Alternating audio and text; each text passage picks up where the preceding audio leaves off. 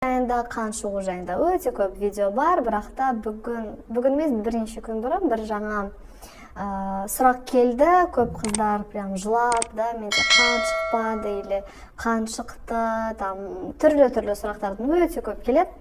Және де осы тақырып біздің менің оқырмандарыма әлі өте өзекті деп мен білдім, да, сол үшін бүгінгі видеоны түсірейін деп шештім. Және де қазір сізге бір сұрақты оқып алайын, да, оқырманнан келген. Жігітімен болып қойдым, менен қан шықпады. Қанша жылап қыз екенімді айтсам, сенбеді, басқамен жүріп кетті.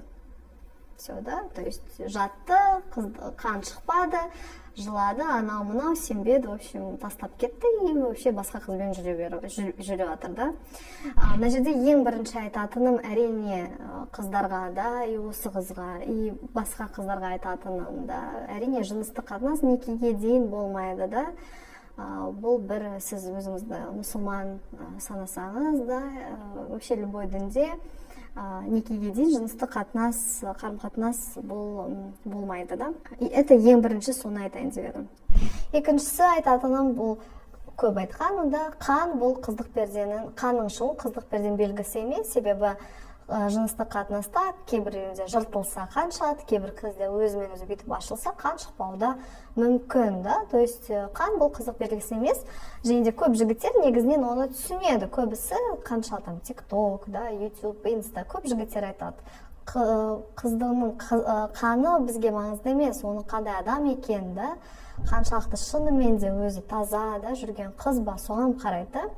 Мына жерде айтатыным әрине дұрыс жігітті таңдап үйрену керек, да, то есть осы қыздарға да жігіттерге де өте маңызды. Әсіресе осы сұрақты қыз қойған соң, қыздарға айтатыным, жатқанға дейін, күйге шыққанға дейін міндетті түрде жігітті жақсылап біліп алыңыз. Негізінен ең басты қателік, да, көп қыздар романтика, махаббат, анау есі кетіп, үйленеді, анау жігіттер деп, короче, лапшаны жағып қойып, қыздар сеніп, короче, беріледі. Сонда бүйтіп, ой, сен қыз емессің деп, чүп тастап кетеді, да? Сондай нәрселер өте көп жиі кездеседі. Енді осындай болып қалса, не істеу керек, да? Ең бірінші. Бұл болып қалды. Қан шықпады. Сіз, главное, білесіз қыз екен. Сіз ешкіммен жатпадыңыз, все, да? Енді айтатыным, ең бірінші қыздар, шүкір деңіз, сондай адамнан сізді сақ қалдырғаныңыз үшін сізді сақ. Кетсін, сондай жігіт сізге не керек? Қыздығын жоқ сізде, сенбейді ең бірінші, не керек сізге? Да, қазір жүрген қыз, оған даже, да, обал дейсің ғой, да. Екіншіден, ертең бала-шаға болса қалай жүресіз?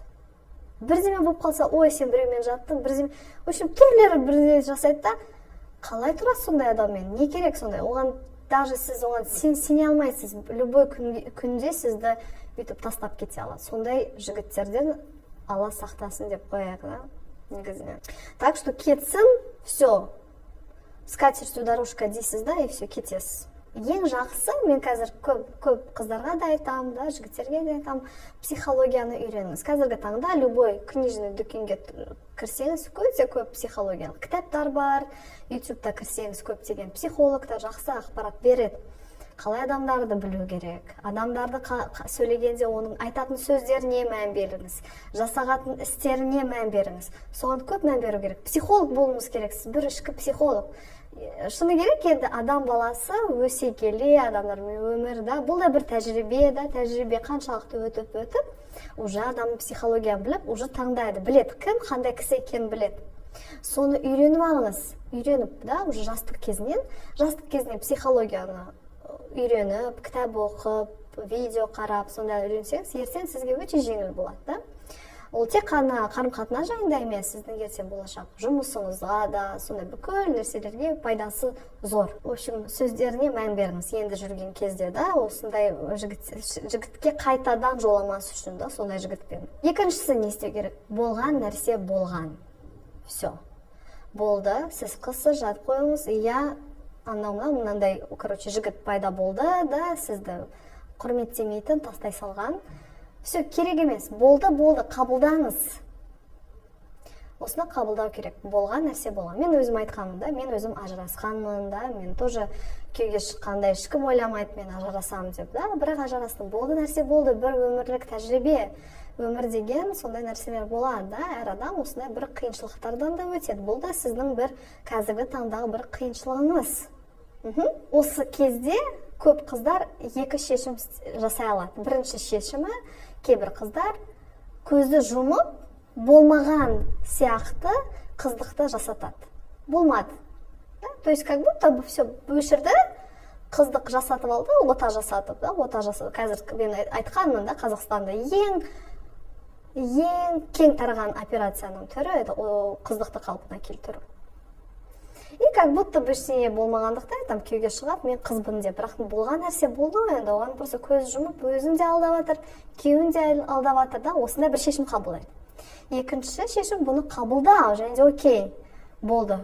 Қабылдаңыз, мәселе бар, окей, осылай мен алданып қалдым, енді не істеуім керекпін? И осымен жұмыс жасау керек.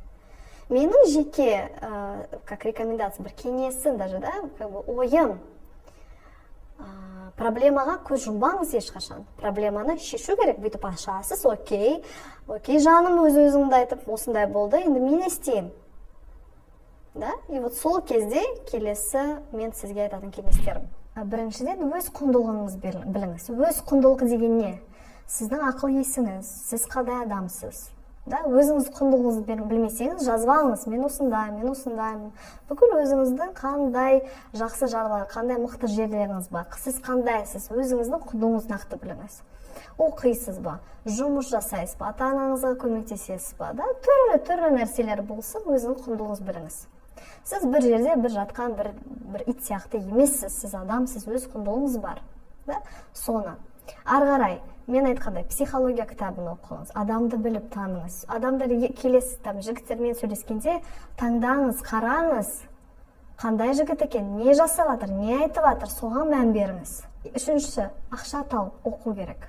Сіздің нақты мақсатыңыз. Себебі әр әйел адамда қазіргі таңда, қазір осы видеода әйелдерге, сіз өз ақшаңыз болсаңыз, осы өмірде өз-өзін асыра алсаңыз, ата-анаңызға көмектесе алаңыз, сіздің құндылығыңыз көтеріледі. Сіз өзіңізге сай жігітті таба аласыз да, сондай көзі ашық, түсінетін жігіт. Қаншама қыздар, мен айта салайын, қаншама қыздар үйленді, қыздығы жоқ, да, или қан шықпады, бірақ күйеуі оны қабылдайды, құрметтейді, құнын біледі, да. Айтады, болған нәрсе болған, мен сені жақсы көремін, болды. И сол мәселені жабып қояды, болды. Үйленгенге дейін все, болған нәрсе болған. Көп жігіттер өздері де талай қыздармен жатқанда, сіз айтпайсыз, сен анай қызбен жаттың, мына қызбен жаттың, сіз де қабылдайсыз, болған нәрсе болған. Қазір біз үйлендік, қазір главное ешкім болмасын дейсіз. Все. И осылай талай адам өмір сүріп жатыр. Все, да, то есть осында бір трагедия жасамаңыз, қыздар. Қиыншылықтар болады, осындай мәселелер шығады, бірақ осы мәселе бәрі шешіледі. Шешілмейтін мәселе жоқ. Сол үшін өз-өзіңізді қолға алыңыз, айтқан менің кеңестерім сізге ұнаса, соны істеңіз, жасаңыз, және де иншалла өзіңіз жақсы жігітті кездесесіз. Сұрақтарыңыз болса, пікір қалдырыңыз, және де қандай тағы да тақырыптарды мен қозғайын, сол тақырыптарына жаза қойыңыз, және мен осындай видео сізге түсіремін. Рахмет, сау болыңыз.